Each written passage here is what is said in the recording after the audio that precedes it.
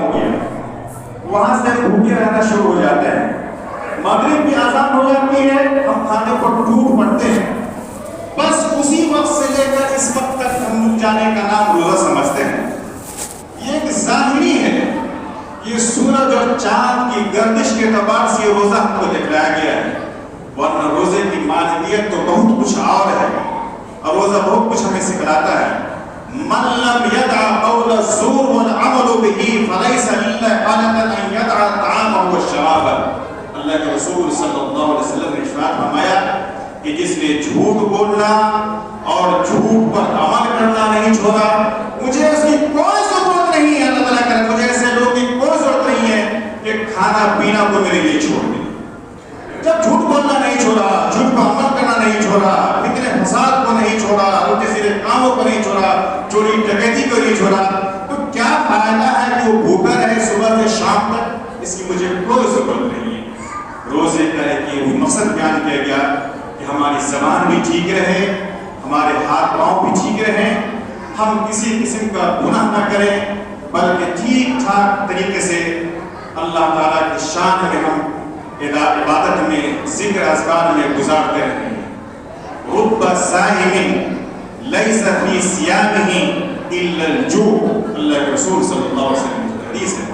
بہت سارے روزہ دار ایسے ہیں اور روزہ داروں کو بھوک کے علاوہ کچھ بھی نہیں ملتا ہے، صرف ان کو بھوکا رہنا مل جاتا ہے کہ ہم صبح سے شام تک بھوکے ہوئے ہیں، اس کے علاوہ کچھ بھی نہیں ملتا. یہ ہماری بات نہیں، یہ جناب رسول اللہ صلی اللہ علیہ وسلم کی بات ہے جو اللہ تعالیٰ ہمارے نبی کی زبانی سے اعلان کرواتا ہے. رب صائم لیس فی صیامہ الا الجوع. بہت سارے روزہ دار ایسے ہیں جن کو بھوک کے علاوہ کچھ بھی حاصل نہیں ہوتا، تو ہم صرف دکھانے کے لیے یا پھر اللہ کا حکم اس لیے بھوکے رہ جائیں اور دنیا کے سارے کام جو ہوتے ہیں وہ کرتے ہی رہ جائیں، چوری ڈکیتی جھوٹ غداری بےایمانی، تو کوئی فائدہ نہیں سے بھوکے رہ کر کے، بالکل بیکار ہے. اس لیے روزے کو روزہ سمجھ کر ہمیں گزارنا چاہیے. روزہ کیا ہے؟ عائشہ رضی اللہ تعالیٰ عنہا سے اللہ کے رسول صلی اللہ علیہ وسلم کے رمضان کے بارے میں، روزوں کے بارے میں پوچھا گیا. صحابہ نے پوچھا کہ اماں جان بتائیے تو اللہ کے رسول صلی اللہ علیہ وسلم کا رمضان کیسے گزرتا تھا، روزہ کیسے گزرتا تھا؟ اے بچہ صاحب باہر کیوں کھیل رہا ہے؟ کیوں کھیلتا باہر؟ پاگلوں کو اور دیوانوں کو، بچوں کو مسجد سے باہر آنے کا حکم کہا گیا ہے. محبت میں نہیں آئیں گے. یہ کسی کے باپ کا گھر نہیں ہے، یہ اللہ کا رب العالمین کا گھر ہے. دنیاوی کورٹ میں جائیں گے، کچہری میں جائیں گے، اتنے احترام کے ساتھ بچہ آئے گا کہ نہیں، ہم کورٹ میں حاکم کے پاس رہیں. یہ حکم الحاکمین کا دربار، یہاں کھیل کو تماشا بنے گا، باپ کا گھر ہے کسی کے؟ یہ حکم الحاکمین کا گھر ہے. مسجد کا دنیا میں کوئی مالک بھی نہیں ہو سکتا ہے، اس لیے اس کا سامان بھی نہ نہیں جا سکتا ہے. یہ اللہ اس کا مالک ہے، اللہ اس کا حاکم ہے. ہاں متولی ہو سکتے ہیں اور اس کے خادم ہو سکتے ہیں، خزانچی ہو سکتے ہیں، اس ذمہ دار نظم و انتظام کے لیے، لیکن مالک خدا کے علاوہ کوئی نہیں. لیکن یہ بچے پاگل، اسے اللہ کے رسول صلی اللہ علیہ وسلم نے صاف اعلان کر دیا ہے کہ پاگلوں کو، مجنوں کو، بچوں کو مسجد سے بالکل دور رکھو. محبت ہماری گھر میں ہے بچوں سے، مسجد میں کیا محبت ہے؟ مسجد کا بے عزت ہے. آج ہو رہا ہے جو وہاں مسجد کے لیے کیا نامادہ میں ہوا، کیا کیا ہوا، وہاں جا کے حملہ کرو گے. کسی کے باپ کا گھر نہیں، یہ اللہ کا گھر ہے. خاموشی کے ساتھ یہ بات کرنی چاہیے. باہر گئے اللہ کے رسول صلی اللہ علیہ وسلم کے رمضان کے مہینوں کے بارے میں پوچھا گیا عائشہ رضی اللہ تعالیٰ عنہ سے کہ کیا ہے رمضان کا مہینہ. عائشہ رضی اللہ تعالیٰ عنہ نے فرمایا کہ شد میزرہ وایقظ اہلہ واحیا لیلہ. ہم اپنے کمر کو، اپنے ضربوں کو مسعودی سے باندھ لیتے تھے. جیسے ہم لوگ تراویح پڑھتے ہیں نا، 20 رکعت اٹھ بیٹھ کرتے ہیں تو کبھی پیٹ ڈھیلا ہوتا ہے، کبھی لنگی ڈھیلی ہوتی ہے. یہ اشارہ اس طرح ہے کہ اللہ کے رسول صلی اللہ علیہ وسلم رمضان کی مکمل تیاری کر لیتے تھے. ہر بار سے الگ، بیوہ بچوں سے الگ، بالکل خدا کی بات میں شد میزر، اپنے ضابط کو مسعودی سے باندھ دیتے، کہیں نہیں، بس اللہ کی بات میں. وایقظ اہلہ، اپنے گھر کے لوگوں کو، عورتوں کو، بچوں کو جگاتے تھے، عبادت کرو، خدا کی عبادت کرو. لیکن ہم کیا ہیں؟ ہم آگے نماز میں آ گئے، تراویح میں ہمارے بچے ہیں، ٹی وی میں ہیں، کھیل کود میں، موبائل میں ہیں، گھر کی عورتیں ہیں، کھانے پکانے میں. ان کو کہتے ہیں رمضان بڑا کام ہو جاتا ہے. کہتے ہیں رمضان برکت کا مہینہ، ثواب بڑھ جاتا ہے اس میں. تو کام بھی بڑھ گیا، ثواب بڑھ گیا، ہمارے اعمال کا بہت دکاندار کہتے ہیں کہ بھاؤ بڑھا، اللہ نے بڑھایا تو ہم بھی بڑھا دیتے ہیں، 20 کا مال 40 میں وہ بیچتا ہے، وہ دنیا میں بھاؤ بڑھا دیتا ہے، اللہ جب عبادت کا بھاؤ بڑھا رہا ہے، چاہے مارکیٹ کرنے کے لیے 1000 کا سوٹ 3000 میں ملے گا، کہا بھاؤ بڑھا ہوگا رمضان کا مہینہ، اللہ نے بڑھایا ہماری عبادت کا بھاؤ، دکانداروں نے بھاؤ بڑھا دیا، گھر میں عورتوں نے کہا کہ ہم نے کام بڑھ دیا، اپنے گھر کے لوگوں کو بیوی بچوں کو جگا رہتے تھے، چلو عبادت کرو، خدا کی عبادت کرو، وہ راتوں کو جاگتے تھے، ہم کہتے ہیں رات تراویح میں 20 دن دیر ہو جاتا ہے، کچھ 10 منٹ بڑی لمبی امام صاحب نے ہجرت کر دی، بڑا لمبا یہ کر دیا، لیکن یوں ہی ہم جاگتے رہتے ہیں، ہماری محفلیں رمضان کے مہینے کی راتوں میں بھی ختم نہیں ہوتی، آبادی رہتی ہے، جھوٹ بول الٹے سیدھے بکواس میں، الٹے سیدھے کاموں میں ہماری محفلیں رات میں بھی آباد رہتی ہیں، لیکن اللہ کے رسول نے کہا وحیا لے رہو، رات کو اگر زندہ رکھتے ہو تو اللہ کی عبادت میں زندہ رکھو۔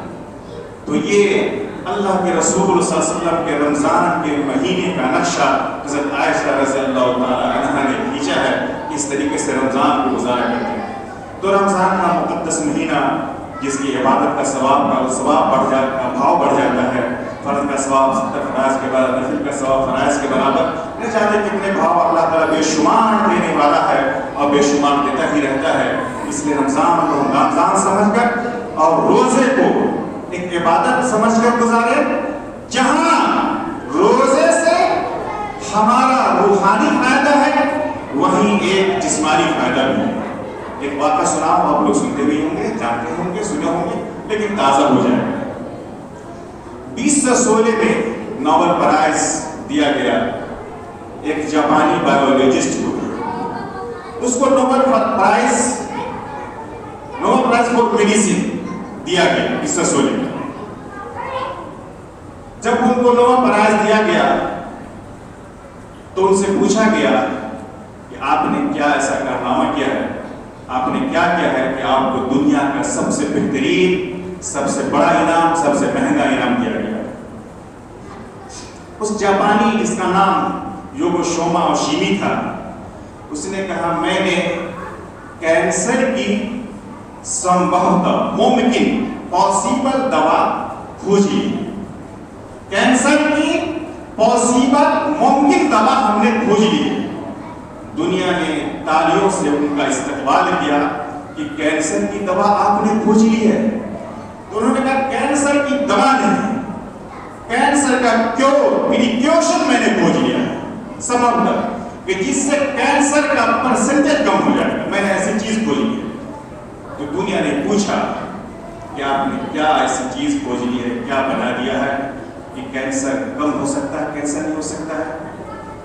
تو یوگو شوما اوشیمی نے کہا کہ انسان اگر بھوکا رہے تو بھوکے رہنے سے جسم کے سڑے گلے حصے کو اس کی باڈی کھانے لگتی ہے، جس کو آٹوفیگی کہتے ہیں۔ یہ آٹوفیگی کے جسم کے سڑے گلے حصے کو اس کا باڈی کھانے لگتا ہے۔ جب سڑے گلے حصے کو باڈی اس کا کھا لے گا تو کینسر کا پرسنٹیج کم ہو جائے گا، کینسر اس کو کم ہوگا، کینسر نہیں ہو سکتا۔ تو یوگو شوما اوشیمی سے پوچھا گیا کہ آخر کتنا بھوکا رہا جائے کہ کینسر نہیں ہو اور اس کا پرسنٹیج کم ہو جائے؟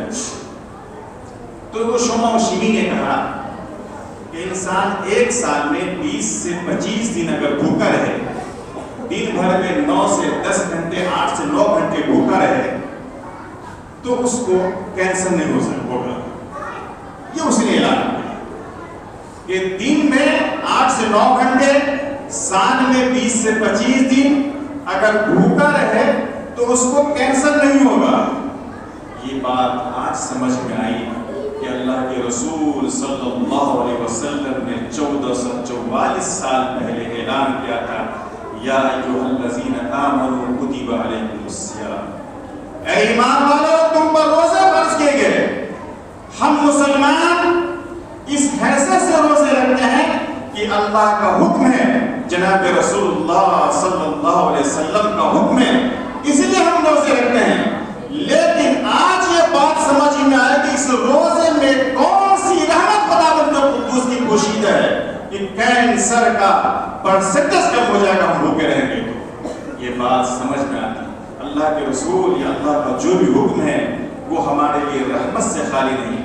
تو دنیا کا سب سے بہترین انعام یوگ شوما اور شیمے کو اور فوگی کے لیے ملا کہ جسم کے سڑے گلے حصے کو جب باڈی کھا لیتے تو کینسر نہیں ہوتا.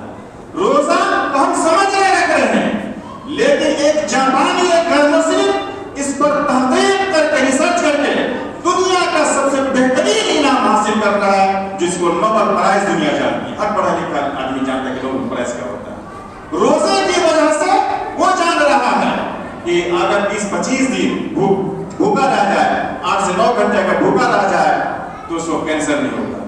تو وہ انعام وہ حاصل کر رہا ہے اور یہ ہمارے شریعت کی چیز ہے. یہ خدا کا حکم ہمارے لیے ہے کہ ہم روزے رکھیں. اسی طریقے سے آپ اسلام کے حکم کو سوچیے گا سمجھیے گا اس کو اس طریقے سے جانیے گا اسلام کے حکم میں کیا اس کو ریسرچ کیجیے گا سب کی مسئلہ سمجھ میں آئے.